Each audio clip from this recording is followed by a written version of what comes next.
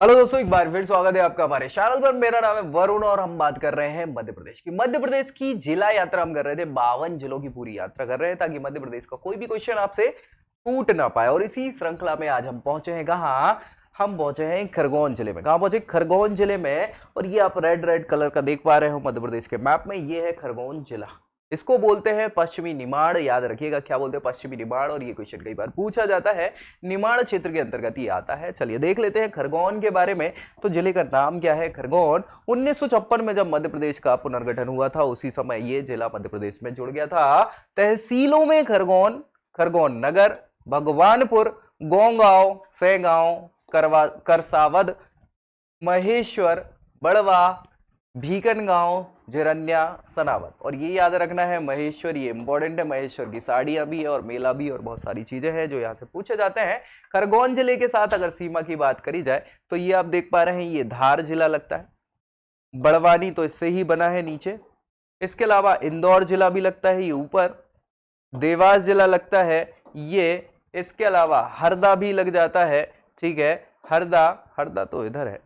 बुरहानपुर लगता है नीचे। ठीक है, और खंडवा लगता है। हरदा नहीं, खंडवा लगता है। और बाकी नीचे आप देख पा रहे हैं तो ये राज्य जो है महाराष्ट्र लग जाता है। तो महाराष्ट्र से सीमा बनती है। जनसंख्या की बात करें तो 2011 की जनगणना में 18,73,086 लोग हुआ करते थे। साक्षरता बहुत अच्छी तो नहीं कह सकते, 62.7% है, जो ठीक है। अभी बढ़ जाएगी हालांकि, लेकिन इसको और बढ़ाना है ताकि भाई हम तेजी से तरक्की कर पाए। संभाग जो है इंदौर संभाग के अंतर्गत खरगोन जिला आता है।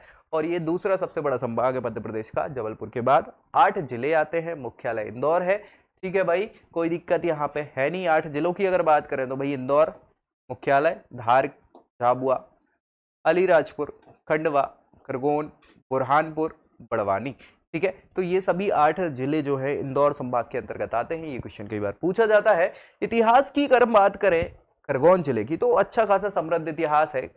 खरगोन जो है बड़वा और सनावद, ये दो जो नगर हैं तो जुड़वा शहर के नाम से जाने जाते हैं। ठीक है, खरगोन के बड़वा और सनावद ये जुड़वा शहर के नाम से जाने जाते हैं। नर्मदा के दोनों ओर यह बसे हुए हैं, एक और ये एक और वो।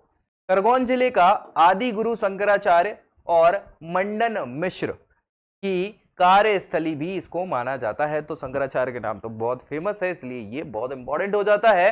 खरगोन जिले का रावण खेली, क्या भैया? रावण खेली प्रसिद्ध बाजीराव, बाजीराव का नाम तो सुना ही होगा, उनकी समाधि के लिए जाना जाता है। बाजीराव मस्तानी देखिए ना, पेशवा बाजीराव है ना। सो बाजीराव की समाधि के लिए रावण खेली प्रसिद्ध है। खरगोन में बाजीराव की मृत्यु उत्तर भारत के अभियान के दौरान नर्मदा के किनारे हो गई थी और इसीलिए इनकी यहां पर समाधि बनाई गई है। खरगोन जिले में बाजीराव का मकबरा भी बनाया गया है। क्या भैया? बाजीराव का मकबरा कहाँ है? खरगोन जिले में है, जो कई बार पूछा जाता है। तहसीलें 11 हैं। खरगोन, भगवानपुर, सेगांव, महेश्वर, भीकनगांव, सनावद। इसके अलावा खरगोन नगर भी है, गोंगांव है, करसावद है, बड़वा है, जिरन्या है। ठीक है, सो ये सभी की सभी क्या है? तहसीलें हो जाएंगी खरगोन जिले की। भौगोलिक स्थिति की बात करें तो 8025 वर्ग किलोमीटर का क्षेत्रफल है और 10वें नंबर का क्षेत्रफल की दृष्टि से मध्य प्रदेश का जिला हो जाता है। इसके अलावा सीमा की बात करें तो मध्य प्रदेश के पश्चिम में बड़वानी लग जाता है। ये आप देख पा रहे हैं, मध्य प्रदेश के नहीं मतलब खरगोन के पश्चिम में बड़वानी लग जाता है। उत्तर में इंदौर लगता है, पूर्व में खंडवा लग जाता है और दक्षिण में महाराष्ट्र राज्य लग जाते हैं। ठीक है, आगे बात करें मिट्टियों की तो भाई खरगोन जिला जो है निमाड़ क्षेत्र कहलाता है। तो गहरे रंग की यहाँ पे दोमट मिट्टी मिलती है, काली रंग की। ठीक है भाई, और कृषि में मक्का, तुअर की दाल, सोयाबीन, गेहूं, चना, ये सभी फसलें जो हैं उगाई जाती हैं, उत्पादन होता है। इसके अलावा कपास, मिर्ची की खेती भी यहाँ पर बहुत भारी मात्रा में होती है। यहाँ के किसानों की ये व्यावसायिक फसलें हो जाती हैं, कपास और मिर्ची की। नदियों की बात करें तो नर्मदा नदी, वेदा नदी, ये दोनों नदी यहां से निकलती हैं। वेदा नदी हालांकि नर्मदा की ही सहायक है और वेदा नदी खरगोन जिले की प्रमुख नदियां हैं। नर्मदा तो है ही। नर्मदा नदी की कुल लंबाई 1312 किलोमीटर है नर्मदा की, और मध्य प्रदेश में 1077 किलोमीटर ये बहती है। ठीक है, वेदा नदी इसका उद्गम सतपुड़ा पहाड़ी से होता है, भोपाली धूपी क्षेत्र, बाद में ये नर्मदा नदी में मिल जाती है। सिंचाई परियोजना में इंदिरा सागर परियोजना बहुत इंपॉर्टेंट है, जिसपे हमने डिस्कस किया है। खरगोन और बड़वानी दोनों जिलों की सिंचाई के लिए, पेयजल आपूर्ति के लिए खंडवा के पुनासा में, ये जगह का नाम है पुनासा में, यह है नर्मदा नदी पर इंदिरा गांधी नर्मदा सागर बांध बनाया गया। ठीक है। वन और वन्य जीवों की बात करें तो 1089 वर्ग किलोमीटर में वन क्षेत्र है, 1089 वर्ग किलोमीटर में वन क्षेत्र है, और उष्ण कटिबंधीय अर्ध पर्णपाती वन यहां पर पाए जाते हैं, जिनमें अगर बात करें तो सागवान, शीशम, साल, हर्रा, महुआ, सेमल, कुसुम और चंदन के वृक्ष भी पाए जाते हैं। ठीक है। आगे की बात करें तो भाई राष्ट्रीय उद्यान में यावल अभ्यारण्य, क्या भी यावल अभ्यारण्य, इसका कुछ भाग खरगोन और बुरहानपुर जिले में भी आता है। ठीक है। चलिए, खनिज संपदा की बात करें तो चूना पत्थर प्रमुख खनिज है, चूना पत्थर प्रमुख खनिज है, और इसका उपयोग जो है वो सीमेंट उद्योगों में किया जाता है। उद्योगों की बात करें तो निमरानी, भीकनगांव, पाडली और बड़वा, ये जो 4 जगह है ये क्या है, औद्योगिक क्षेत्र हैं, और छोटे बड़े बहुत सारे उद्योग यहाँ पर एस्टैब्लिश करे गए हैं। जनजाति और लोक नृत्य की बात करें तो भाई जनजाति जो है बहुत प्रमुख, भील जनजाति जिसको कहा जाता है, मध्य प्रदेश की सबसे बड़ी जनजाति है, ये पाई जाती है। इसकी जो उपजाति है भिल्ल, और कोरकू जनजाति जो दूसरी बड़ी जनजाति है, दूसरी मतलब ऐसे दूसरे नंबर की नहीं है, अगली बड़ी जनजाति है कोरकू जनजाति, मानवों का समूह, कोरकू का मतलब होता है। ये दोनों जनजातियां प्रमुखता यहां पर मिल जाती, भील और कोरकू दोनों जनजाति मिल जाती हैं खरगोन में। लोक नृत्य की बात करें तो गणगौर, ये कई बार क्वेश्चन पूछा जाता है, गणगौर लोक नृत्य यहां पे किया जाता है, और एक धार्मिक नृत्य है जो गणगौर पर्व के अवसर पर किया जाता है। यह नृत्य कैसे होता है, ढोल और थाली को बजाकर किया जाता है। गणगौर पर्व पर झोला और झालरिया 2 शैली के लोक नृत्य किए जाते हैं। इस नृत्य के माध्यम से देवता धनियार, सूर्यदेव, रेणुबाई की उपासना की जाती है। ठीक है भाई, तो बहुत इंपॉर्टेंट है गणगौर का। बोली की बात करें तो निमाड़ी क्षेत्र है तो निमाड़ी बोली बोली जाएगी खरगोन और उसके आसपास के क्षेत्रों में। मालवा का टच है तो मालवा बोली भी मिल जाएगी। भील जनजाति और कोरकू जनजाति है तो भीली और कोरकू भाषा भी मिल जाती है। निमाड़ उत्सव भैया बहुत इंपॉर्टेंट है, ये सीधा क्वेश्चन कई बार पूछा जाता है, इसलिए आपको मैंने पहले ही बता दिया था। निमाड़ उत्सव, यह उत्सव प्रत्येक वर्ष होता है दिसंबर जनवरी के महीने में, दिसंबर जनवरी के महीने में नर्मदा नदी के तट पर।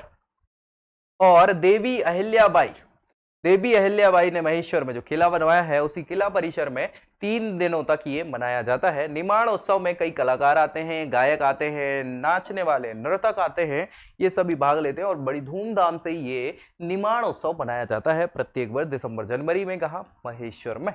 बहुत अच्छी बात है। खरगोन जिले के पर्यटन स्थलों में बात करें तो महेश्वर की साड़ियां भैया GI टैग मिला है और बहुत इंपॉर्टेंट है।